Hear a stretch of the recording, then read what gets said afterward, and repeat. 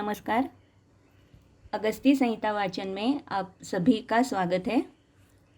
जैसे हमने देखा था और मैंने बार बार जैसे पोस्ट की थी, तो वैसे सूत्र स्थान, निदान स्थान, विमान स्थान, इंद्रिय स्थान, ये पूर्वार्ध के सारे स्थान जो है हमने पूरे कर लिए हैं वाचन करके।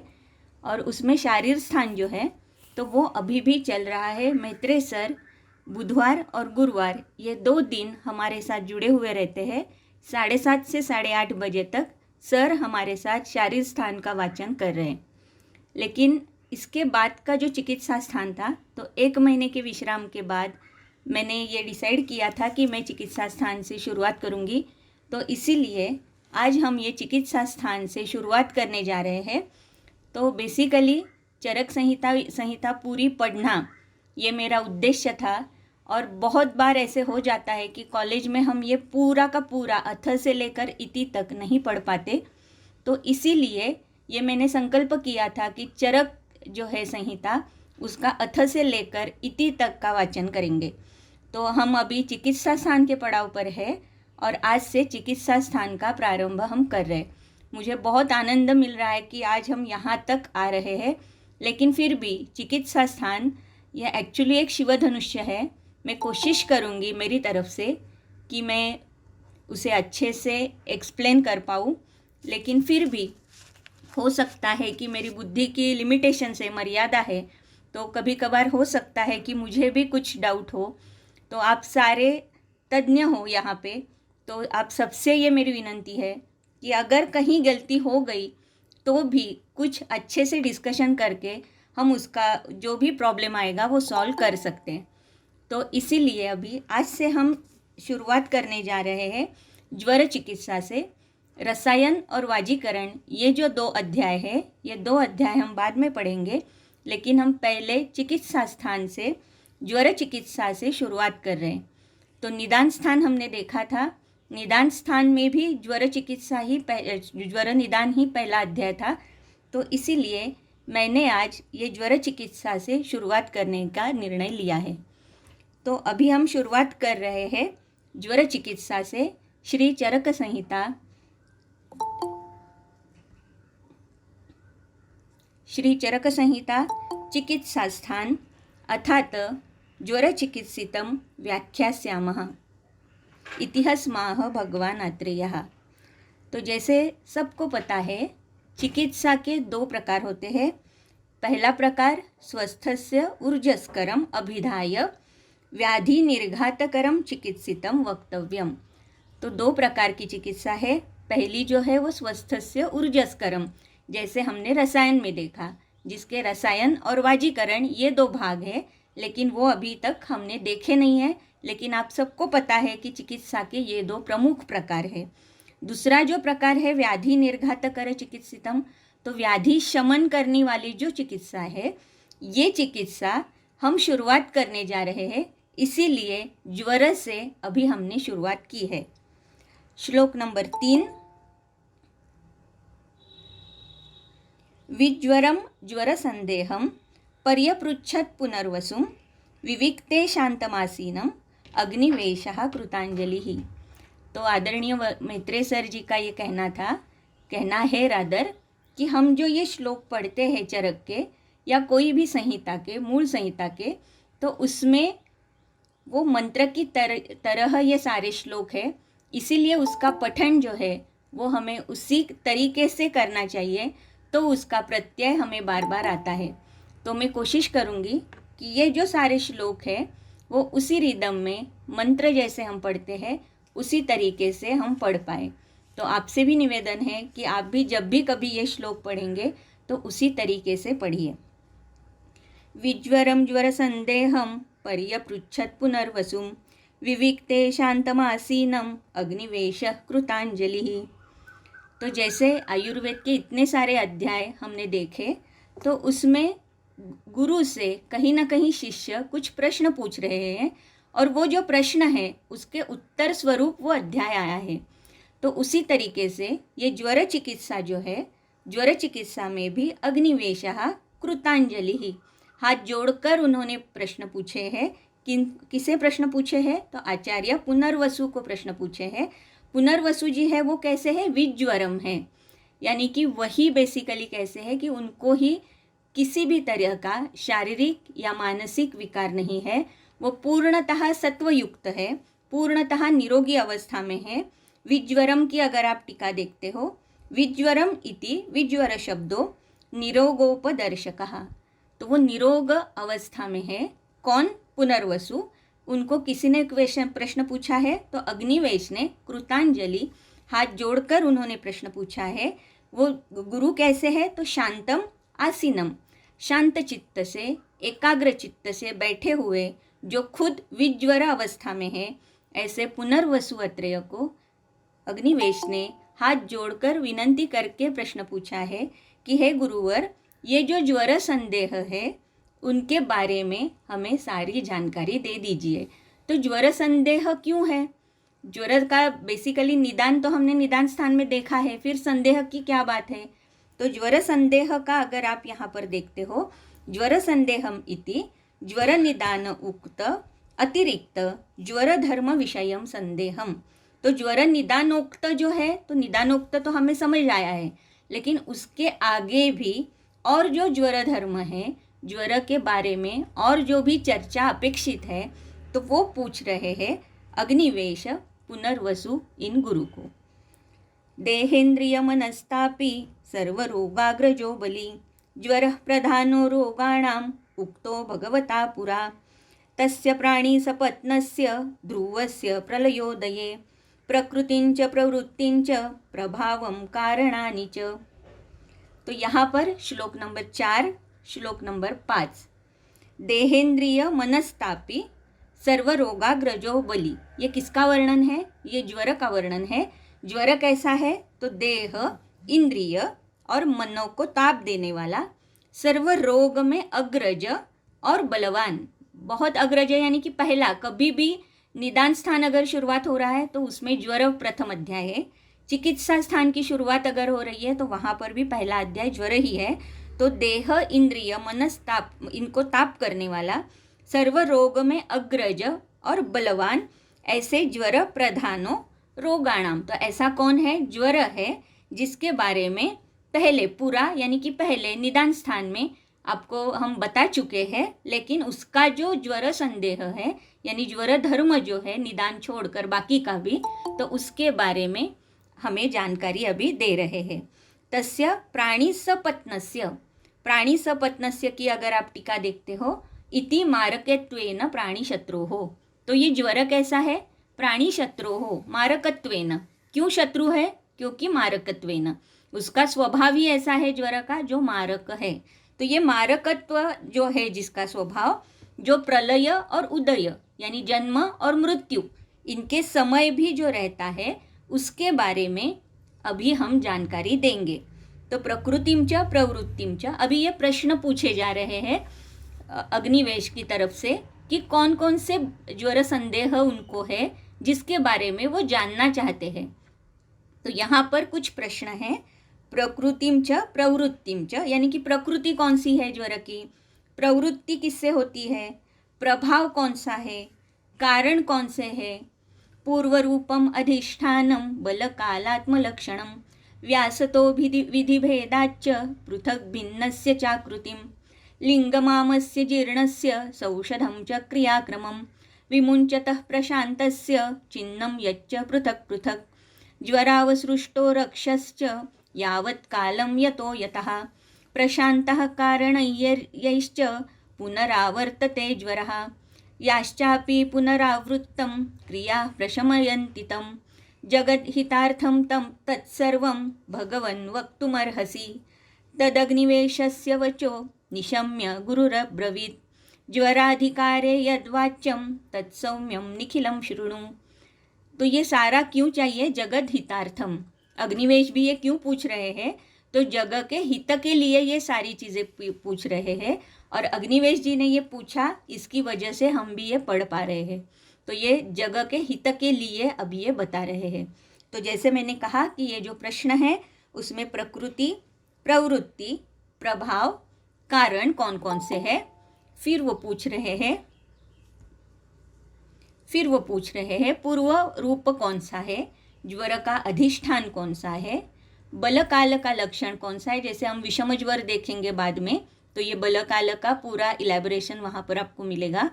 आत्मलक्षण क्या है ज्वर का, आत्मलक्षण यानी प्रत्यात्म लक्षण क्या है ज्वर का। व्यासतो विधि भेदाच्च, व्यासतो का मतलब है विस्तार से और समासत का मतलब है संक्षिप्त रूप से। तो व्यासत विस्तार रूप से हमें ये बताइए। विधि भेदाच्च पृथक भिन्नस्य च आकृतिम, तो विधि भेद जैसे विधि संप्राप्ति हमने देखी थी, ज्वर के निज आगंतु के अनुसार 2 प्रकार, दोषज की तरफ से इतने प्रकार, इस तरीके से जो देखा जाता है उसे हम विधि भेद कहते हैं, विधि संप्राप्ति कहते हैं। तो विधि भेद की तरह से पृथक और भिन्न यानी अलग अलग कौन से ज्वर है और उनके चाकृति यानी लक्षण अलग अलग कौन से लक्षण उनके हैं। लिंगम आमस्य जीर्णस्य सौषधम च क्रियाक्रमम, आम ज्वर के लिंग कौन से है, लक्षण कौन से है, जीर्ण ज्वर के कौन से है, उनके औषध कौन से है और क्रियाक्रम कौन सा है, यानी कि चिकित्सा का क्रम कौन सा होना चाहिए, ये सारी चीज़ें हमें बताइए, ऐसे अग्निवेश पूछ रहे हैं। विमुञ्चतः प्रशान्तस्य चिन्नं यच्च पृथक पृथक ज्वरावसृष्टो रक्षस्य यावत् कालम यतो यतः। तो विमुञ्चतः ज्वर जाने के बाद, ज्वर मोक्ष के या ज्वर शमन जब होता है तो उसके चिन्ह अलग अलग लक्षण कौन कौन से हैं। ज्वरावसृष्टो रक्षस्य यावत् कालम यतो यतः, तो ये यतो यतः ये जो 2 शब्द आए हैं ये बहुत महत्वपूर्ण शब्द है। जिया जी शायद आपका वीडियो ऑन रहा है, जिया जी प्लीज़ ऑफ करिए, आपका वीडियो चल रहा है अभी। तो यहाँ पर ज्वरावसृष्टो रक्षस्य यावत् कालम यतो यतः, तो यतो यतः ये जो 2 शब्द आए हुए हैं ये बहुत ही महत्वपूर्ण शब्द है, क्योंकि बाद में ज्वर में कौन से यानी कि व्यायाम है, व्यवाय है, स्नान है, अभ्यंग है, इनका निषेध कहा गया है। तो पहला ये जो यतो वर्ण आया है, शब्द आया है, इसके बारे में इसका अर्थ ये है कि ये जो सारे हैं व्यायाम व्यवाय आदि, तो ये यतो किसका हमें यतः रक्षण करना चाहिए। क्यों? तो ज्वरावसृष्टो रक्षस्य, नहीं तो क्या हो सकता है कि उसका पुनरावर्त ज्वर में परिणति उसकी हो सकती है। तो इसीलिए ज्वर मुक्ति पश्चात व्यवायादि कौन से हेतु से हमें रक्षण करना चाहिए, ऐसे पूछा गया है। प्रशांतः कारणैश्च पुनरावर्तते ज्वरः, या ऐसे कौन से कारण हैं जिनकी वजह से जो प्रशांत हो चुका है ज्वर उसका पुनरावर्तन हो रहा है। याश्चापि पुनरावृत्तम क्रियाः प्रशमयन्ति तं जगद्हितार्थम तम सर्वम भगवन वक्तुम अर्हसि। और ये जो पुनरावर्तक ज्वर है उसके प्रशांति के लिए कौन सी क्रिया, कौन सी चिकित्सा हमें करनी चाहिए, ये कृपया बताइए। जगद हितार्थ, जग के हित के लिए। और गुरु अभी कह रहे हैं कि अग्निवेश, ये सारी जो आपने प्रश्न पूछे हैं ये सारे प्रश्न ज्वर अधिकार, ज्वर के अधिकरण में अभी मैं आपको बता रहा हूँ। तो ये जो अधिकरण है ये अधिकरण ज्वर का अधिकरण चल रहा है और हम ज्वर अधिकरण में अभी ये जो सारे प्रश्न पूछे गए हैं उसका उत्तर स्वरूप ये जो अध्याय है इसका अध्ययन हम आज से शुरुआत कर रहे हैं। श्लोक नंबर 11 ज्वरो विकारो रोगश्च व्याधिरातंक एव च एकोर्थो नाम पर्यायैर् विविधैरभिधीयते। तो ज्वर के जैसे कि शब्दन शब्द क्लियर है एकदम, हर एक यानी कि ये पर्यायवाची नाम पर्याय है। जैसे कि पहले ही उन्होंने पूछा था कि कौन कौन से ज्वर के पर्याय है, तो ये सारे ज्वर विकार रोग व्याधि आतंक ये क्या है, ज्वर के सारे पर्याय है। जैसे कि निदान स्थान हमने देखा था, तो निदान स्थान में भी ये सारे पर्यायवाची शब्द हमने देखे थे। बाद में आ रहा है श्लोक नंबर 12 तस्य प्रकृतिरुद्दिष्टा दोषः शारीरमानसः देहिनञ्च हि निर्दोषं ज्वरः समुपसेवते। उसकी प्रकृति क्या है, ज्वर की प्रकृति क्या है, ऐसे प्रश्न पूछा गया था। तो तस्य प्रकृति ही उद्दिष्टा, प्रकृति का मतलब है स्वभाव। इंद्रिय स्थान में हमने बार बार ये प्रकृति शब्द देखा है। तो प्रकृति का अर्थ है स्वभाव। तस्य प्रकृति ही उद्दिष्टा। उद्दिष्ट का मतलब है कि संक्षेपत अभिहिता, संक्षेप में कह रहे हैं शारीर मानसा। तो कौन कौन से बेसिकली कौन कौन से ज्वर है, तो शारीर है और मानस है। देहिनम न ही निर्दोषम ज्वरः समुपसेवते। तो इसका मतलब है कि शारीर और मानस ये दो प्रकृति हो जाती है ज्वर की, क्योंकि शरीर में आ जाता है ज्वर या मन में ज्वर आ जाता है। तो ये शारीर और मानस ये प्रकार कैसे किए हैं बाद में हमें पता चलेगा, क्योंकि बेसिकली शरीर और मन दोनों का संताप इसे ही ज्वर कहेंगे। न ही सिर्फ एक किसी को अगर संताप है, सिर्फ शरीर को संताप है तो वो ज्वर नहीं हो सकता, सिर्फ मन को संताप है तो वो ज्वर नहीं हो सकता, क्योंकि हम प्रत्यात्म लक्षण भी बाद में देखने वाले हैं। लेकिन जैसे ये श्लोक नंबर 4 में हमने देखा था, तो देह, इंद्रिय और मनस्तापी। तो यहाँ पर जो इंद्रिय है, ये इंद्रिय इसी शरीर में इसका अंतर्भाव किया है, इसीलिए फिर से यहाँ पर इंद्रिय ये शब्द नहीं आया है। लेकिन शरीर और मन ये दोनों का अभिसंताप, ये दोनों का संताप अगर होता है तो ही उसे ज्वर कहा जाता है। लेकिन इसका इलेबोरेशन हमें बाद में फिर से मिलने वाला है, जो शारीर और मानस रोगों के लिए आ रहा है। तो यहाँ पर शारीर जो शब्द कहा है, तो शारीर में आप अगर टीका देखते हो तो देही शब्देन देहिनम नहीं निर्दोषम ज्वरः। देही शब्देन शरीरवान पुरुषो अभिप्रेतो न केवल आत्मा तस्य निर्विकारत्वात्। क्योंकि देही शब्द जो है इंद्रिय स्थान में हमने देखा था, देही शब्द आत्मा के लिए भी आया था। तो यहाँ पर देही शब्द ये सिर्फ आत्मा के लिए नहीं आया है, तो वो आत्मा जिसमें स्थित है उस शरीर के लिए आया है, जिसे ये ज्वरादि जो सारे विकार है वो होने वाले हैं। क्योंकि आत्मा कैसे है, आत्मा निर्विकार है। श्लोक नंबर 13। क्षयस्तमो ज्वरः पाप्मा मृत्युश्चोक्तायमात्मकः पंचत्व प्रत्ययान्नॄणां क्लिश्यतां स्वेन कर्मणा इत्यस्य प्रकृति प्रोक्ता। तो ये प्रकृति का ही वर्णन अभी कर रहे हैं कि क्षय, तम, ज्वर, पापमा, हर एक शब्द के लिए कुछ अलग अलग उसका स्वभाव बताया है। ये शब्द इसे क्यों आया है, तो जैसे कि क्षय, पहला क्षय का अर्थ है देह क्षय हेतुत्वात् क्षयः। तो क्षय क्यों शब्द है ज्वर के लिए, क्योंकि देह का क्षय ये बेसिक हेतु है उसमें कंसिडर किया हुआ, इसीलिए ज्वर को क्षय भी कहा जाता है। तम, मोह कर्तृत्वात्, ज्वर की वजह से जो मोह उत्पन्न होने वाला है इसीलिए इसे तम कहा गया है। पापमा, पाप निर्वर्त्यत्वात् पापमा। तो पाप ये उसका एक हेतु हो सकता है जिसके लिए ज्वर को पापमा कहा गया है। मृत्यु, मृत्यु कारणत्वात् मृत्यु शब्देन मृत्युसूचकम रिष्टम उच्यते यतो न मृत्युरेव मृत्युकरो भवति। तो इसका मतलब है कि आइदर ज्वर की वजह से मृत्यु हो सकता है, या अरिष्ट लक्षण में एक लक्षण मृत्यु सूचक जो ज्वर है वो उत्पन्न हो सकता है। जैसे हम ज्वर की साध्यता बाद में देखेंगे, तो वहाँ पर सीमंत आना बालों में ये हमने लक्षण इंद्रिय स्थान में बहुत अच्छे से देखा था। तो उस तरीके के कुछ लक्षण अगर उत्पन्न हो जाते हैं जो कि अरिष्ट सूचक है, जो मृत्यु सूचक है, इसीलिए इसका एक पर्याय मृत्यु आया हुआ है। यमात्मका, यमात्मका का मतलब है यमस्वरूपः। तो यमस्वरूप इसका मतलब ही है कि यमस्वरूप यानी कि मृत्यु सूचक, क्योंकि यम ये मृत्यु की ही देवता है। यमो ही यथा मारकः, तो यम कैसा है, मारक है, इसीलिए इसे यमात्मक। और उसका एक कुछ पाठभेद आया हुआ है जो जिसका मतलब भी हम कह सकते हैं कि यम आत्मज, इस तरीके से भी शब्द आया हुआ है। लेकिन आत्मज का मतलब है उसका बेटा, तो वो भी कैसे होता है, वो भी यमक के ही स्वरूप हो जाता है। तो इसीलिए यमात्मका, यमात्मक के हेतुम आह पंचत्व प्रत्ययान्नॄणां क्लिश्यतां स्वेन कर्मणि। तो यम का मतलब सब हम जानते हैं, मृत्यु सूचक जो है उसे हम कहेंगे यमात्मकः। तो इसीलिए ये सारे जो है ये कैसे है कि प्रकृति है ज्वर की। आगे इत्यस्य प्रकृति प्रोक्ता प्रवृत्तिस्तु परिग्रहात् निदाने पूर्वमुद्दिष्टा रुद्रकोपाच्च दारुणात्। अभी प्रवृत्ति कैसे होती है ज्वर की, ये दूसरा प्रश्न पूछा था अग्निवेश ने।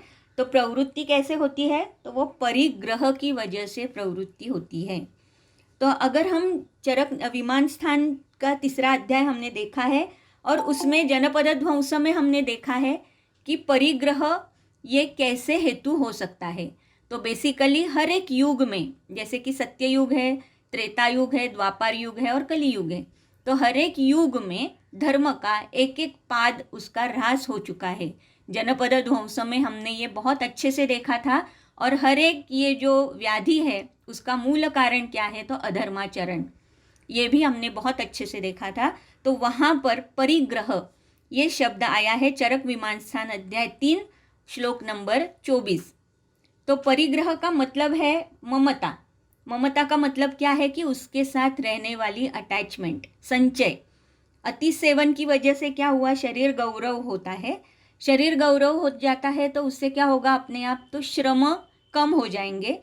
श्रम कम हुए तो क्या हुआ, आलस्य हुआ। आलस्य हुआ तो क्या हुआ, ऑफकोर्स संचय करने की कहीं ना कहीं इच्छा हो जाती है, जो अभी कली युग में बहुत ही ज़्यादा मात्रा में हमें दिखाई देती है कि संचय करते हैं हम लोग, कितना भी हो फिर भी संचय की प्रवृत्ति जो है वो नहीं जाती, और ये संचय ही अधर्म का कारण है। तो जैसे हम हमेशा कहते हैं, अभी ये जो कोरोना है, जो भी कुछ है, तो वहाँ पर जब हम कहते हैं कि इस ऋतु में या इस जो अभी माहौल है तो उसमें पूरा अधर्माचरण है, तो ये अधर्माचरण ही जनपदोध्वंस का मूल कारण है। तो परिग्रह या संचय जिसका पर्याय हम कह सकते हैं, तो ये क्या है, ज्वर की प्रवृत्ति का कारण है। तो जैसे कि गुरु अन्न सेवन है, ये सारी चीज़ें तो है ही, लेकिन उसके साथ बेसिक इसके आगे, यानी कि जैसे कि प्रश्न पूछे जाते हैं कि ये क्यों है, इसकी वजह से, ये क्यों है, इसकी वजह से, ऐसे करते करते जनपद ध्वंस में लास्ट का आंसर था वो था अधर्म। तो उसी तरीके से ये जो ज्वर है, ये ज्वर भी परिग्रह की वजह से उत्पन्न होने वाला व्याधि है। और दूसरा कारण जो है निदाने पूर्वमुद्दिष्टा, जैसे पहले ही कह चुके हैं निदान स्थान में कि रुद्रकोपाच्च दारुणात्, रुद्रकोप, दारुण रुद्रकोप की वजह से ज्वर की निर्मिति हो चुकी है। तो यहाँ पर टीका में जैसे लिखा है, तो रुद्रकोप ये उसका पहला कारण है ज्वर का, और दूसरा कारण प्रवृत्तिस्तु परिग्रहात्। तो ज्वर के ये दो मूल कारण हैं, रुद्र का कोप, दारुण कोप, और दूसरा प्रवृत्तिस्तु परिग्रहात्। तो ये दो ज्वर के मूल कारण हैं। अभी यहाँ पर श्लोक नंबर 15 से 25 तक मैं कंटिन्यूअसली पढ़ती हूँ, क्योंकि ये एक कथा स्वरूप लिखा हुआ है, और ये आप देख भी सकते हो कि महेश्वर का कोप कैसे हुआ, और वो कोप की वजह से उन्होंने जो क्रोध रूपी जो एक राक्षस निर्माण किया, वो राक्षस बाद में, जैसे कि उसका जो कर्म था वो पूरा होने के बाद उन्होंने प्रश्न पूछा रुद्र को कि अभी मैं क्या करूं, मैं कहाँ जाऊं, यहाँ का कर्म तो मेरी सिद्धि हो गई, अभी मैं कहाँ जाऊं। तो इसीलिए उसे पृथ्वी लोक पर लाया गया। तो ये वर्णन अभी श्लोक नंबर 15 से 25 तक यहाँ पूरा आया है। उसमें जो एक 2-3 महत्व के जो शब्द रहेंगे उतना ही मैं कहना उचित समझूंगी, बाकी का जो है आपको पता भी है और आप ये पढ़ भी सकते हैं, क्योंकि ये एक कथा स्वरूप है। एक्चुअली इस ग्रंथ में आया हुआ है, ये कथा स्वरूप भी है, फिर भी बहुत ही महत्वपूर्ण है, इसीलिए इस अध्याय में आई हुई है। तो हम पहले ये पढ़ते हैं और बाद में उसमें जो महत्व का पार्ट है उतना बताने की कोशिश करूँगी। श्लोक नंबर 15। द्वितीये हि युगे सर्वम् अक्रोधव्रतमास्थितं दिव्यं सहस्रं वर्षाणाम् असुराम् अभिदुद्रुवः तपो विघ्नाशनः कर्तुं तपो विघ्नं महात्मनः पश्यन् समर्थश्चोपेक्षां चक्रे दक्षः प्रजापतिः पुनर्माहेश्वरं भागं ध्रुवं दक्षः प्रजापतिः यज्ञेन कल्पयामास प्रोच्यमानः सुरैरपि रुचः पशुपतेर्याश्च शैव आहतयश्च यः यज्ञसिद्धिप्रदास्ताभिर्हीनं चैव स इष्टवान् यथोत्तीर्णव्रतो देवो बुद्ध्वा दक्षव्यतिक्रमं रुद्रो रौद्रं पुरस्कृत्य भावमात्मविदात्मनः सृष्ट्वा ललाटे चक्षुर्वैर्दग्ध्वा तान् सुरान् प्रभुः बालं क्रोधाग्निसन्तप्तम् असृजत् शस्त्रनाशनम् ततो यज्ञः स विध्वस्तो व्याधिताश्च दिवौकसः दाहव्यथा परीताश्च भ्रान्ता भूतगणादिशः अथेश्वरं देवगणः सह सप्तर्षिभिर्विभुं तमृग्भिरस्तुवन् यावत् शैवे भावै शिवस्थितः शिवं शिवाय भूतानां स्थितं ज्ञात्वा कृताञ्जलिः मीया भस्मप्रहरणस्त्रीशिरानवलोचनः ज्वालामालाकुलो रौद्रो रस्वजङ्घोदरः क्रमात् क्रोधाग्निरुक्तवान् देवम् अहं किं करवाणि ते तमुवाचैश्वरः क्रोधं ज्वरो लोके भविष्यसि जन्मादौ निधने च त्वम् अपचारांतरेषु च।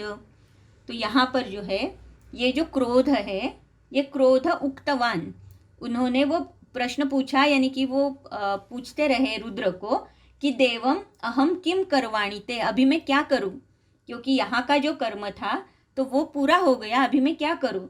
तम उवाच ईश्वरः क्रोधम, तो उसे क्रोध को भगवान ने कहा कि ज्वरो लोके भविष्यसि, अभी आप लोक में यानी कि पृथ्वी तल पर जाओ और आपको लोग ज्वर नाम से अभी वहाँ पर कहेंगे, आपको जाना जाएगा ज्वर नाम से। तो और वो कैसे होगा ज्वर, तो वो जन्म आदौ निधने च, जो जन्म और निधन के समय अवश्यम भावी रहने वाला होगा, तो इसीलिए अभी आप पृथ्वी लोक पर जाइए, ऐसे कहा गया रुद्र की तरफ से। तो ये जो क्रोध था, ये क्रोध कैसे है इसका भी यहाँ पर वर्णन हो चुका है। तो यहाँ पर जैसे आपने देखा तो भस्म प्रहरण स्त्री शिरा नवलोचना, और वो कैसे है कि उसकी जंघा कैसी है, उदर कैसे ह्रस्व है, ये सारी चीज़ें ह्रस्व जंघोदर क्रमात्, तो इस तरीके के उनके आँख कैसे है, ज्वालाम आलाकुलो, तो इस तरीके से वर्णन उस ज्वर का, उस क्रोध का रादर किया हुआ है, जो क्रोध रुद्र ने पृथ्वी लोक पर भेज दिया, जिसकी वजह से जन्म और मृत्यु इन दोनों के समय अवश्यम भावी ज्वर उत्पन्न हो जाता है। तो इसका अगर वर्ड टू वर्ड ट्रांसलेशन आपको देखना है तो आप देख सकते हो, लेकिन मेरे ख्याल से यहाँ पर न रुकते हुए, क्योंकि ये जो अध्याय है ज्वर चिकित्सा ऑलमोस्ट 346 या ऐसे कुछ श्लोक है उसमें, तो बहुत ही बड़ा अध्याय है, इसीलिए हम आगे जा रहे हैं। श्लोक नंबर 26। संताप सारुचिस्तृष्णा सांगमर्दो रुदि व्यथा ज्वर प्रभावो जन्मादौ निधने च महत्तमः प्रकृतिश्च प्रवृत्तिश्च प्रभावश्च प्रदर्शितः। तो अभी प्रभाव के बारे में कह रहे हैं। संताप, तो कैसे है ज्वर का प्रभाव, संताप मन, इंद्रिय और शरीर, इन तीनों को बहुत ही संताप उत्पन्न हो जाता है। अरुचि, तृष्णा, अंगमर्द, हृदय में व्यथा, ये सारे क्या है, ज्वर के प्रभाव है। और जन्म के समय और निधन के समय ये अवश्यम एव रहने वाला और बहुत ही तमयुक्त या मोहग्रस्त, जिसकी वजह से रुग्ण हो जाता है, मोह उत्पन्न करने वाला, इस तरीके के ये ज्वर के सारे प्रभाव है। तो अभी हमने प्रकृति देखी, प्रवृत्ति देखी और ज्वर का प्रभाव देखा, इस तरीके से ये वर्णन कर रहे हैं। निदाने कारणान्यष्टौ पूर्वोक्तानि विभागशः। श्लोक नंबर 27। तो निदान स्थान में 8 कारण बता चुके हैं, पूर्वोक्तानि विभागशः, तो बहुत अच्छी तरीके से वहाँ पर 8 कारण बता चुके हैं निदान स्थान में। तो इसीलिए यहाँ पर वो नहीं दोहरा रहे फिर से, लेकिन वो कह रहे हैं कि जैसे अष्टकारण कौन कौन से हैं, तो वात प्रकोप, वातादि प्रकोप के 3, संसर्ग के 3, सन्निपात का 1 और आगंतु ज्वर का 1, इस तरीके से 8 प्रकार, 8 कारण जो है ये ऑलरेडी सूत्र निदान स्थान में उन्होंने बहुत ही बड़ी मात्रा में इलेबोरेट किया है। तो अभी यहाँ पर जो कह रहे हैं, तो लेकिन निदान स्थान में क्या हुआ है कि वातादि उन्होंने कहा है, लेकिन ये जो आगंतु, सन्निपात, संसर्ग, इसके बारे में बहुत ज़्यादा इलेबोरेशन नहीं है, जो कि वो अभी इस स्थान में, इस अध्याय में कर रहे हैं। तो आगंतु का वहाँ पर सिर्फ वर्णन आया है, लेकिन उसके बारे में जो पूरी की पूरी जानकारी है वो अभी हमें इस अध्याय में मिलने वाली है। तो इसीलिए निदाने कारणानि अष्टौ, तो ये 8 कारण है ज्वर के जिसका उल्लेख निदान स्थान में हम कर चुके हैं। श्लोक नंबर 28। आलस्यं नयने शास्त्रे जृंभणं गौरवं क्रमः ज्वलनातपवायुवम्बु भक्तिद्वेषावनिश्चितौ अविपाकास्य वैरस्ये हानिश्च बलवर्णयोः शीलवैकृतमल्पं च ज्वरलक्षणमग्रजम्। तो नेक्स्ट क्वेश्चन जैसे पूछा गया था, तो उसके पूर्व लक्षण क्या है, पूर्व रूप क्या है।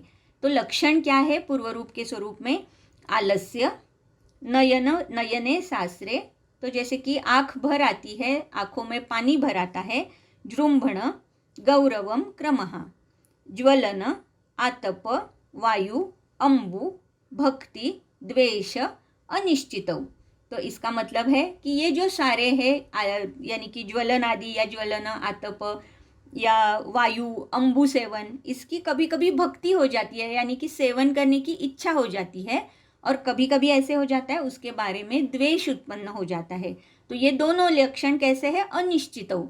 ये दोनों लक्षण अनिश्चित स्वरूप से आ जाते हैं। कभी वो सेवन करने से अच्छा लगता है, कभी वो सेवन करने में द्वेष उत्पन्न हो जाता है, लेकिन उसका निश्चित नहीं रहता कि ये द्वेष उत्पन्न होगा कि उसके बारे में भक्ति उत्पन्न होगी, इसीलिए अनिश्चितौ। अविपाक आस्य वैरस्य, यानी अविपाक हो जाता है, आस्य विरसता हो जाती है, हानिश्च बलवर्णयो हो, तो बल की हानि, वर्ण की हानि उत्पन्न होती है। शील वैकृतम, तो शील का मतलब है स्वभाव, जो मूल स्वभाव है। ये भी हमने इंद्रिय स्थान में देखा था जब हमने परीक्षा भाव देखे थे, बहुत सारे 47 देखे थे, कि जिसमें एक शील था, जो ओरिजिनल उसका स्वभाव है, वो स्वभाव जो है उसमें कुछ ना कुछ बदल आ जाता है। तो शील वैकृतम अल्पम, इसका मतलब है कि बहुत अल्प प्रमाण में, ऐसा नहीं है कि स्वभावात किंचित विकृति, जो भी उसका स्वभाव है, जैसे कि वो शांत है लेकिन चिड़चिड़ा हो सकता है, तो ये किसकी कारण से है, ये किसका पूर्व रूप है? तो ये ज्वर का पूर्व रूप हो सकता है। शील वैकृतम अल्पम, तो अल्प विकृति उसमें हो जाती है। ज्वर लक्षणम अग्रजम, तो आगे जो ज्वर उत्पन्न होने वाला है उसके ये सारे पूर्व रूप है। श्लोक नंबर 30। केवलं समनस्कंच ज्वराधिष्ठानमुच्यते शरीरं बलकालस्तु निदाने संप्रदर्शितः। तो यहाँ पर पूछ रहे हैं अभी ज्वर का अधिष्ठान कौन सा है, तो ज्वर के अधिष्ठान के बारे में बता रहे हैं। केवलम समनस्कम च ज्वर अधिष्ठानम च उच्यते, तो केवल का मतलब है यहाँ पर कृत्स्नम, यानी कि मन और शरीर, ये जो कह रहे हैं दो, तो यहाँ पर जैसे मैंने पहले श्लोक में कहा था कि केवलम इति कृत्स्नम तेन बाह्येन्द्रियाणाम अपि अवरोधः, तो इंद्रिय जो है उसके बारे में भी ये यहीं पर कह रहे हैं, क्योंकि देह इंद्रिय मनस्तापी ऐसे ज्वर का वर्णन है, तो यहाँ पर इंद्रियों का वर्णन ये शरीर में ही किया हुआ है। अनेन देह मनसी अपि अवश्यम ज्वरेण तप्यते इति उक्तम, तो शरीर और मन ये दोनों भी तप्य हो जाएंगे, संतप्त हो जाएंगे ज्वर की वजह से। बलस्य अभिवृद्धि लक्षणस्य ज्वर अभ्यागमन लक्षणस्य वा कालो बलकालः, तो बलकाल जो है, बलकाल के बारे में आगे बहुत ही, यानी कि बहुत ही विस्तार पूर्वक बता चुके हैं। तो यहाँ पर जैसे कि निदान स्थान में हमने देखा था कि कौन से काल में वो ज्वर बलवान हो जाता है, जैसे कि दिवसांते, घर्मांते, जरणांते, इसमें ये अलग अलग भाव हमने देखे थे निदान स्थान में। आप वो भी रेफर कर सकते हो कि वातज ज्वर है तो कौन से काल में वो बलवान रहेगा। ये सारी चीज़ें निदान स्थान में वो बता चुके हैं, इसीलिए निदाने संप्रदर्शितः वहाँ पर हम देख सकते हैं। यहाँ पर उसका सिर्फ एक उल्लेख स्वरूप आ रहा है कि शरीर और मन ये दोनों भी ज्वर के अधिष्ठान हैं और उसके अकॉर्डिंग हमें लक्षण मिलने वाले हैं। श्लोक नंबर 31। ज्वर प्रत्यात्मिकं लिंगम संतापो देह मानसः ज्वरेणा विशता भूतन नहीं किंचिन्न तप्यते, तो इसका मतलब है ज्वर का प्रत्यात्मिक लक्षण क्या है, तो संतापो देह मानसः, तो शरीर और मन ये दोनों को संताप उत्पन्न करने वाला अगर कोई है तो वो है ज्वर। यहाँ पर फिर से कहूँगी कि देह में ही इंद्रियों का अंतर्भाव कर चुके हैं। ज्वरेण आविशता भूतम नहीं किंचिन न तप्यते। तो ऐसे कभी नहीं होता कि जिसमें ज्वर है और जिसमें संताप नहीं है। हो सकता है कि वो कम अधिक मात्रा में हो, क्योंकि जैसे कि वात कफ जो ज्वर है सपोज, तो हो सकता है कि वो संताप कम मात्रा में हो, लेकिन कम मात्रा में होने के बाद भी ऐसे कभी नहीं होगा कि वो न तप्यते, उसमें संताप नहीं है, ऐसे कभी भी नहीं हो सकता। तो आत्मलक्षण में ज्वर प्रत्यात्मिकम लिंगम संतापो देह मानसः, ये हमेशा ही रहेगा, जो देह को संताप करेगा और मन को संताप करेगा। ये दोनों का संताप जब होगा तब हम उसे ज्वर कहेंगे। और एक आध दूसरी कंडीशन ऐसे हो सकती है जहाँ पर बहुत संताप नहीं होगा, लेकिन कुछ मात्रा में अवश्यमेव संताप हमें दिखाई देगा। श्लोक नंबर 32।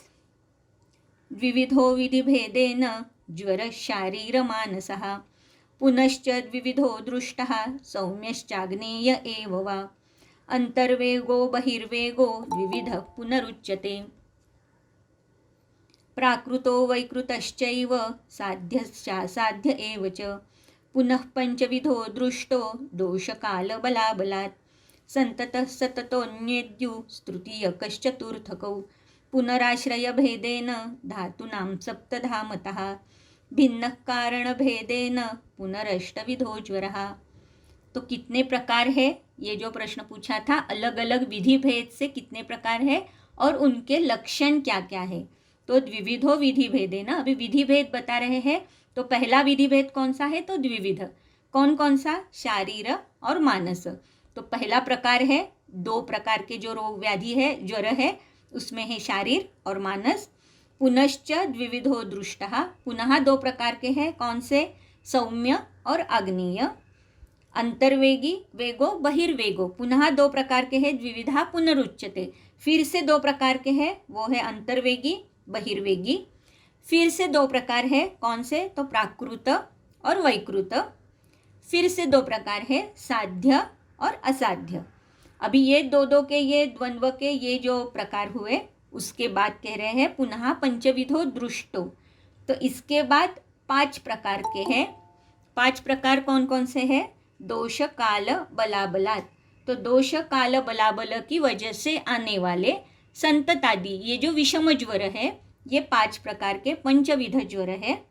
संततः सतत अन्येद्यु तृतीयक चतुर्थकौ, ये 5 प्रकार के किसके प्रकार से ये बनाए हुए 5 प्रकार, तो दोष काल बलाबलात्, इसके थ्रू ये 5 प्रकार किए हुए हैं। पुनः आश्रय भेदेन, आश्रय भेद से धातूनाम सप्तधा मता, यानी रसगत रक्तगत, ये जो गतत्व है ज्वर का, इस तरीके से 7 प्रकार के और ज्वर उत्पन्न हो जाते हैं। भिन्नः कारण भेदेन पुनः अष्टविधो ज्वरः, और 8 भेद जो हम बार बार निदान स्थान में भी देख चुके हैं। तो ये 8 भेद कौन से हैं, तो 8 यानी जैसे मैंने कहा, वातादि दोष से एक दोष से पृथक पृथक दोष से 3, संसर्ग से 3, और सन्निपात का 1 और आगंतुक का 1, इस तरीके से ये पुनः अष्टविधो ज्वरः। तो ये 8 प्रकार ज्वर के हो जाते हैं। इस तरीके से ये विधि भेद के बारे में जो प्रश्न पूछा था, उसका उत्तर यहाँ पर पुनर्वसु जी ने दिया हुआ है। श्लोक नंबर 36। शारीरो जायते पूर्वं देहे मनसि मानसः वैचित्यमरति ग्लानि मनसस्तापलक्षणम् इंद्रियाणां च वैकृत्यं ज्ञेयं संतापलक्षणम्। तो ये जो है उसमें से पहला प्रकार, ये विधि संप्राप्ति में हमने देखा है कि पहला प्रकार है शारीर और मानस, ये द्विविध, ये पहला प्रकार बताया है। तो ये पहले प्रकार के बारे में बोल रहे हैं। शारीरो जायते पूर्वम देहे मनसि मानसः। तो मैंने जैसे कहा था कि शरीर और मन ये दोनों अवश्यम भावी उसमें संताप उत्पन्न हो जाएगा, लेकिन हम कैसे समझेंगे कि ये शारीर है या मानस है। तो अगर पहले शरीर का संताप हुआ, उसकी वजह से मन संताप उत्पन्न हुआ, तो उसे हम कहते हैं शारीर व्याधि या शारीर ज्वर। अगर पहले मन को संताप हुआ, उसके बाद अगर शरीर को संताप हुआ तो उसे हम कहते हैं मानस ज्वर। तो इसका मतलब है कि कौन सा भी ज्वर हो, शारीर हो या मानस हो, अवश्यम भावी उसमें दोनों ही संतप्त होना आवश्यक है। तो इसीलिए शारीरो जायते पूर्वम, अगर प्रथम शरीर को संताप उत्पन्न हो जाता है और बाद में अगर मन संताप उत्पन्न हो जाता है तो उसे हम कहेंगे शारीर व्याधि, शारीर ज्वर। और प्रथम मन को संताप उत्पन्न होता है और बाद में अगर शारीर को उत्पन्न हो जाता है तो उसे हम कहेंगे मानस ज्वर। तो पूर्वम इति वचनात् उत्तर कालम, तो इसका मतलब है कि पहले कौन सा संताप है, बाद में कौन सा संताप है। तो मानस संताप के लक्षण क्या है वो भी यहाँ बता रहे हैं, क्योंकि शारीर संताप तो हमें दिखाई देता है। मानस संताप के कौन कौन से लक्षण हैं, तो वैचित्य, अरति, ग्लानि, मनस संताप लक्षणम। वैचित्य, अरति और ग्लानि ये जो है ये सारे के सारे कैसे हैं कि मन के संताप के लक्षण हैं। तो जैसे कि वैचित्य, इसका मतलब है कि विकृत चित्तत्वम या क्षुब्ध मनस्तवम, ये जो सारे हैं उन्माद अधिकार में सुश्रुत ने बताए हुए अर्थ है। सुश्रुत चिकित्सा स्थान अध्याय 39 और श्लोक नंबर 14। तो ये जो श्लोक है इसमें ये वैचित्य का वर्णन आया हुआ है। तो वैचित्य का मतलब है विकृत चित्तत्वम या क्षुब्ध मनस्तवम। तो अगर मन क्षुब्ध है, इसकी वजह से अरति, ग्लानि ये लक्षण उत्पन्न हो जाते हैं। तो ये कैसे है, ये मनस्ताप लक्षण है, ये हमें समझ लेना चाहिए। इंद्रियाणाम च वैकृत्यम ज्ञेयम संताप लक्षणम।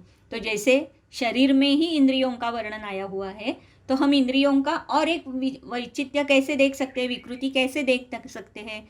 तो जो अर्थ वो प्राकृततः या जो वो अर्थ ग्रहण करते हैं इंद्रिय, ये ग्रहण अगर इंद्रियों से नहीं हो रहा है तो इसे हम इंद्रियों का संताप कहेंगे, जो कि इंक्लूडेड है शरीर संताप में। तो शरीर, इंद्रिय और मन, इनका संताप कैसे हो जाता है ये अभी हमने देखा। और ये जो संताप है ये एक्चुअली 2 प्रकार में विभाजित है, इसीलिए शारीर ज्वर और मानस ज्वर, इस तरीके के 2 ज्वर के प्रकार है। तो ये जो पहले प्रश्न पूछा गया था विधि भेद से कौन से प्रकार है, उसका उत्तर पहले दिया। फिर ये जो प्रकार है ये हर एक प्रकार का अभी वर्णन कर रहे हैं। तो यहाँ पर पहला जो सवाल था विधि भेद में, पहला जो प्रकार था द्विविध शारीर मानस, उसका वर्णन किया हुआ है। श्लोक नंबर 37। नेक्स्ट जो द्विविध प्रकार बोले गए थे वो थे सौम्य और अग्नेय ज्वर। वातपित्तात्मक शीतम उष्णम वातकफात्मकः इच्छत्युभय मेदस्तु ज्वरो व्यामिश्र लक्षणम। तो यहाँ पर हमेशा एक बात याद रखो, वातपित्तात्मकः शीतम, तो हमें ऐसे लगता है कि वात का शीत है, पित्त का उष्ण है, ऐसे कुछ कहा है क्या, तो ऐसे नहीं कहा है। वात का हमेशा उष्ण यानी वातपित्तात्मक शीत, उष्णम वात कफात्मकः। तो इसका मतलब है सौम्य कौन सा है, तो वात कफात्मक सौम्य है जिसमें उष्ण उपचार की अपेक्षा है। और वात पित्तात्मक ये कैसे है, ये उष्ण है जिसमें शीत की इच्छा है। तो अतः पित्त है और वात है, तो वात कैसे है, हमेशा योगवाही है, वो जिसके साथ जाएगा उसके गुण बढ़ाएगा। तो इसीलिए यहाँ पर वात पित्तात्मक भी अगर ज्वर है तो उसमें शीत की इच्छा रहेगी। और वात कफात्मक ज्वर भी है तो उसमें वात और कफ ये दोनों शीत गुण के हैं, जिसकी वजह से यहाँ पर शीत की इच्छा रहेगी, उष्ण की इच्छा रहेगी। तो ये ऐसे क्यों हो रहा है, तो ये वात जो है वो योगवाही होने की वजह से ये सारी चीज़ें हो रही है। तो योगवाही शब्द का मतलब आप सभी जानते हो, योगाद योगिनो गुणम वहति इति योगवाह। तो इसका मतलब है कि योगवाही जो द्रव्य है वो गृह्णाति योगवाही द्रव्यम संसर्गी वस्तु गुणान। तो जो उसके साथ जो जिसका सहभाग है उसके जो गुण हैं वो गुण वात बढ़ाता है। तो संस्कारस्यानुवर्तन ये अलग शब्द है और योगवाही ये अलग शब्द है। मुझे पता है इस मीटिंग में बहुत सारे वैद्यगण हैं जिनको ये बोलने की आवश्यकता नहीं है, लेकिन हो सकता है कुछ विद्यार्थी भी इसमें है तो उनके लिए थोड़ा सा इलेबोरेट किया। तो यहाँ पर जो है योगवाही है वात, इसकी वजह से वो पित्त के साथ अगर जुड़ जाता है तो पित्त का उष्ण गुण बढ़ाता है, जिसकी वजह से शीत इच्छा उत्पन्न हो जाती है। और वात अगर कफ के साथ जुड़ रहा है तो उसमें शीत गुण की वृद्धि होने की वजह से उष्ण गुण की अभिलाषा उत्पन्न होती है। एकांतिक अगर वात है तो अर्थात उसमें उष्ण गुण की अभिलाषा होगी। एकांतिक अगर पित्तज ज्वर है तो उसमें शीत गुण की अभिलाषा होगी। एकांतिक अगर कफ ज्वर है, कफज ज्वर है, तो उसमें भी उष्ण की अपेक्षा रहेगी। ज्वरो व्यामिश्र लक्षणम, अगर इसमें कुछ सन्निपात जैसे कुछ लक्षण हैं तो हो सकता है कि व्यामिश्र लक्षण यानी कि शीत और उष्ण की गुणों की इच्छा, इसका कुछ व्यामिश्र भाव हम देख सकते हैं। तो वात ये योगवाही है, ये यहाँ पर वो बार बार कह रहे हैं, जिसकी वजह से वात पित्तात्मक ज्वर है तो शीत की इच्छा, और वात कफात्मक ज्वर है तो उष्ण की इच्छा उत्पन्न हो जाती है। तो इसीलिए वात पित्त ये ज्वर कैसे हुआ, अग्नेय हुआ, और वात कफ ये सौम्य हुआ। तो ये दूसरा जो प्रकार बताया था विविध, सौम्य और अग्नेय, उसका वर्णन यहाँ पर किया हुआ है। योगवाह परम वायु संयोगात उभयार्थकृत दाहकृत तेजसा युक्तः शीतकृत सोम संश्रयात। तो यहाँ पर योगवाही शब्द फिर से उन्होंने दिया है, जिसका इलेबोरेशन फिर से किया है। योगवाह परम वायु, वायु कैसा है, योगवाही है, और कैसा है, परम योगवाही है। संयोगात उभयार्थकृत, तो वो जिसके साथ संयोग करेगा उसके गुण वो बढ़ाएगा। दाहकृत तेजसा युक्तः, तेजसा के साथ, पित्त के साथ अगर जुड़ गया तो दाहकृत, दाह निर्माण करेगा। शीतकृत सोम संश्रयात, अगर वो कफ के साथ जुड़ जाता है, उसका साहचर्य अगर कफ के साथ हो जाता है तो शीतकृत, शीत गुण की वृद्धि करेगा। इस तरीके से जिसके साथ उसका संयोग होगा उसके गुण वो हमेशा बढ़ाएगा। तो इसीलिए जैसे कि हम हमेशा देखते हैं, टीका में ये उसका एक उदाहरण स्वरूप में आया हुआ है। बाह्यन अपि आतपादीना युक्तो वायु दाहम करोति। तो हम जैसे देखते हैं हमेशा कि धूप बहुत है, उसमें अगर वायु भी आता है तो वो वायु कैसे होता है, गर्म होता है। ऐसे कभी भी नहीं होता कि बहुत धूप में अगर कुछ वात का चलन हो रहा है तो हमें ऐसे लग रहा है कि बहुत ठंडा वात आ रहा है, ठंडा वायु आ रहा है, ऐसे नहीं होता। तो ये जो वायु है वो क्या करता है, साहचर्य की वजह से उष्ण गुण को ही बढ़ाता है। तो ये बाह्य एक उदाहरण दिया, जैसा ही बाह्य में हो रहा है उसी तरीके से शरीर में भी हो रहा है, क्योंकि वायु ये परम योगवाही द्रव्य है। श्लोक नंबर 39 से लेकर 41 तक मैं अभी पढ़ रही हूँ, क्योंकि उसमें तीसरा जो प्रकार था अंतर्वेगी ज्वर और बहिर्वेगी ज्वर, ये जो दो प्रकार है उसका वर्णन आया है। अंतर्दाहोधिकस्तृष्णा प्रलाप श्रम श्वसनम भ्रमः संध्यस्थिशूलमस्वेदो दोषवर्चो विनिग्रहः अंतर्वेगस्य लिंगानि ज्वरस्यैतानि लक्षयेत् संतापोऽभ्यधिको बाह्यस्तृष्णादीनां च मार्दवम् बहिर्वेगस्य लिंगानि सुखसाध्यत्वमेव च। यहाँ पर ये जो दो प्रकार कहे, अंतर्वेगी और बहिर्वेगी, तो अंतर्वेगी ज्वर जो है उसके लक्षण कौन कौन से हैं, और बहिर्वेगी ज्वर अगर है तो उसके लक्षण कौन कौन से हैं, इस तरीके से लक्षणों के बारे में यहाँ पर बताया है। अंतर्दाह, अंतर्वेगी अगर ज्वर है तो जिसमें दाह जो उत्पन्न होगा वो अभ्यंतर होगा। अधिक तृष्णा यानी कि अंतर्दाह ये भी अधिक होगा, तृष्णा भी अधिक होगी। प्रलाप, श्वसन और भ्रम यानी कि श्वासकृच्छ्रता और भ्रम, संधि, अस्थि, शूल और अस्वेद, दोष वर्च विनिग्रह यानी कि वात, मूत्र और पुरेश, इनका क्या हो रहा है, विनिग्रह हो रहा है, इनका प्रवर्तन अच्छे से नहीं हो रहा है। अंतर्वेगस्य लिंगानि ज्वरस्यैतानि लक्षयेत्, तो अंतर्वेगी जो ज्वर है इसके ये सारे लक्षण हैं, जिसमें अंतर्दाह से लेकर दोषवर्च विनिग्रह तक ये सारे लक्षण हमें दिखाई देंगे। बाह्य या बहिर्वेगी ज्वर जो है जिसमें संतापो अभ्यधिक, संताप जो है वो कहाँ पर दिखने वाला है, वो बाह्य, अभ्यधिको बाह्य यानी कि बाह्य त्वचा में ये हमें संताप दिखने वाला है। तृष्णादीनांच मार्दवम यानी कि अर्थात तृष्णा रहेगी, लेकिन अभ्यंतर या अंतर्वेगी ज्वर जो है उसके कंपैरिजन में यहाँ पर थोड़ा मृदु स्वरूप में ये तृष्णा, ये लक्षण हमें दिखाई देगा। और बहिर्वेगस्य लिंगानी, ये सारे बहिर्वेग के लक्षण है जिसमें वो सुख साध्यत्व में वच, तो बाह्य बहिर्वेगी ज्वर जो है वो सुख साध्य हो सकता है, लेकिन अंतर्वेगी जो ज्वर है वो कैसे है, कष्ट साध्य या कृच्छ्र साध्यता उसमें आ सकती है। तो इस तरीके से ये जो अगला प्रकार था अंतर्वेगी ज्वर और बहिर्वेगी ज्वर, इसके बारे में इसके लक्षण इन्होंने यहाँ पर कहे। तो विधि संप्राप्ति में पहले हमने देखा शारीर और मानस ज्वर, दूसरा प्रकार हमने देखा अग्नेय और सौम्य, उसमें ही हमने योगवाहित्व वायु का देखा। फिर हमने तीसरा प्रकार देखा अंतर्वेगी ज्वर, बहिर्वेगी ज्वर, जिसके लक्षण देखे, साध्यता देखी। तो अंतर्वेगी ज्वर ये हमेशा कृच्छ्र साध्य होता है, बहिर्वेगी ज्वर ये साध्य होता है क्योंकि उसके लक्षण अंतर्वेगी ज्वर से मृदु होते हैं, मार्दवम। अर्थात बहिर्वेगी ज्वर भी असाध्य हो सकता है, लेकिन यहाँ पर अंतर्वेगी और बहिर्वेगी इनके कंपैरिजन में अंतर्वेगी ज्वर जो है वो हमेशा कृच्छ्र साध्य है, बहिर्वेगी ज्वर साध्य हो सकता है। फिर नेक्स्ट जो प्रकार है वो अभी बता रहे हैं प्राकृत और वैकृत।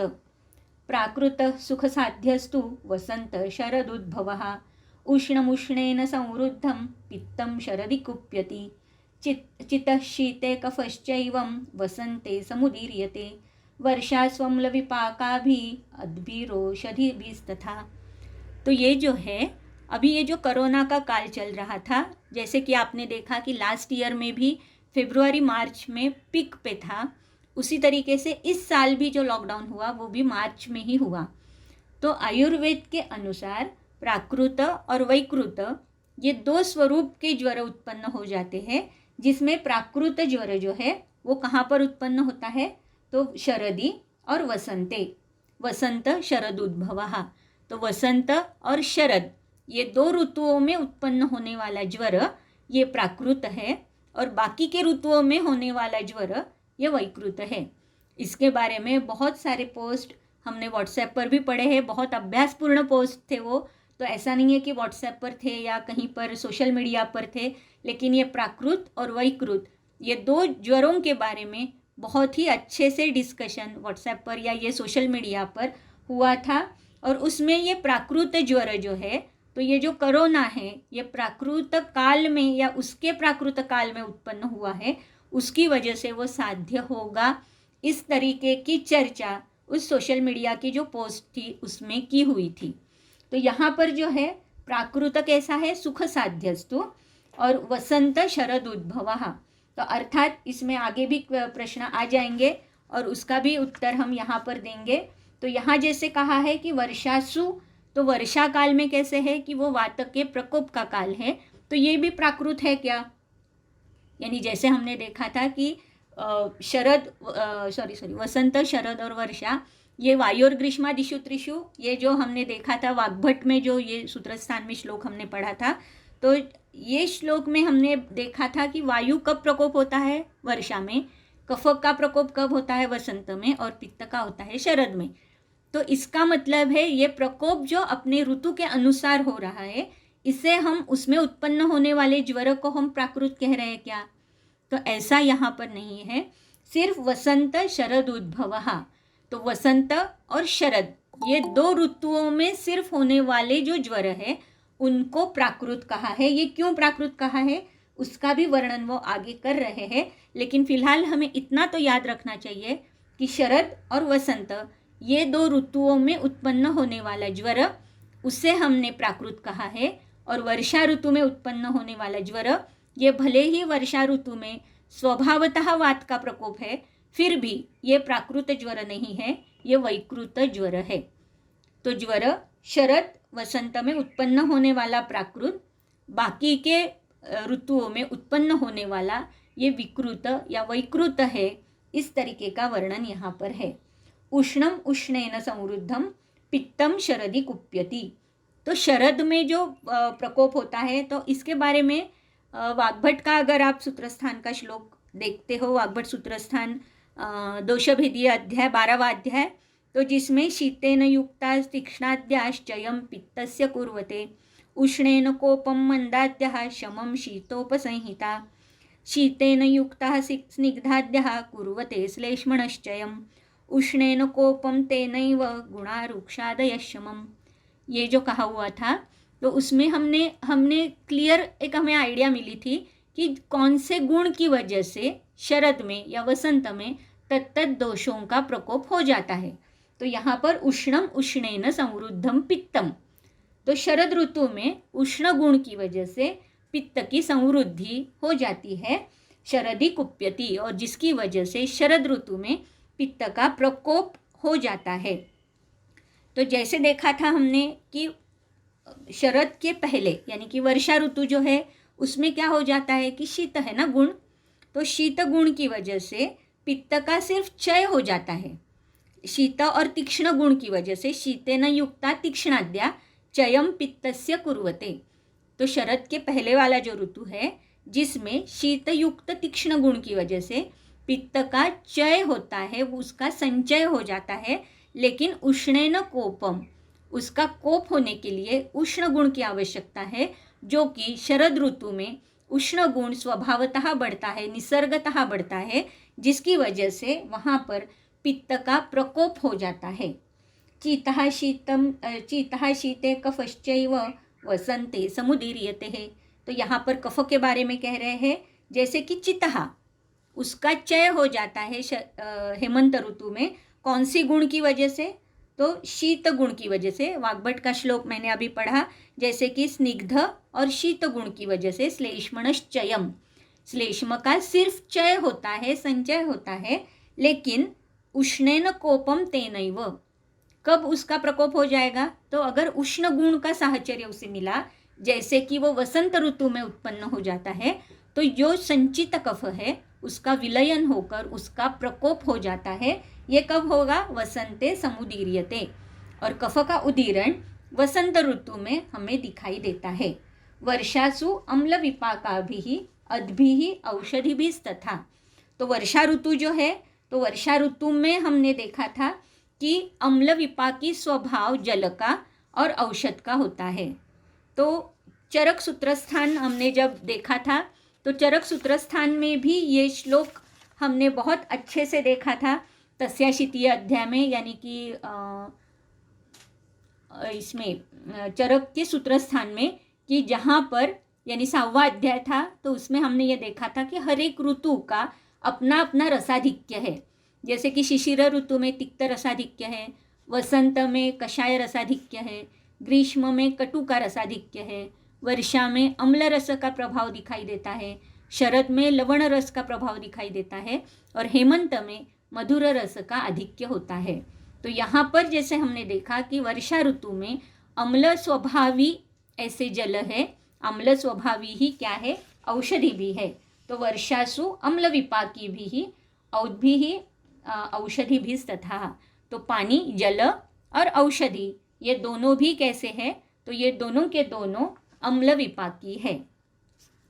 तो यहाँ पर आज जो श्लोक है हमारा 43, यहाँ पर हम रुकते हैं क्योंकि 8:35 हो चुके हैं। और इसका जो कार्य कारण मीमांसा जो है कि प्राकृत और वैकृत ये क्यों कहा गया है, ये थोड़ा सा इलेबोरेट करने की आवश्यकता है। तो इसीलिए आज के लिए हम यहीं पर रुक रहे हैं, श्लोक नंबर 43, जहाँ पर हमने प्राकृत और वैकृत इस तरीके के 2 प्रकार के ज्वर के भेद देखे हैं। तो आज के लिए हम यहीं रुकते हैं और कल फिर से 7:30 बजे हम फिर से मिलेंगे ये श्लोक नंबर 44 से आगे। धन्यवाद। अभी हम यहीं पर समाप्त कर रहे हैं।